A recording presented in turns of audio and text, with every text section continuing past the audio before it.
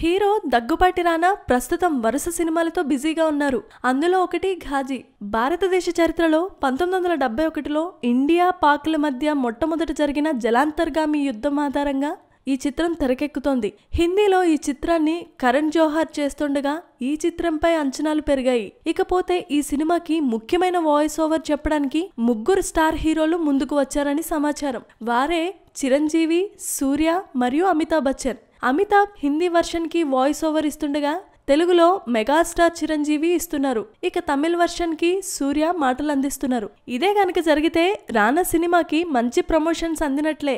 కానీ ఇంకా ఈ విషయంపై ఫుల్ గా క్లారిటీ రాలేదు.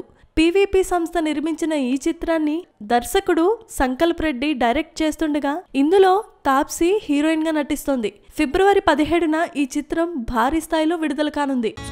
Please subscribe. Hi, it's me Purna. Please subscribe.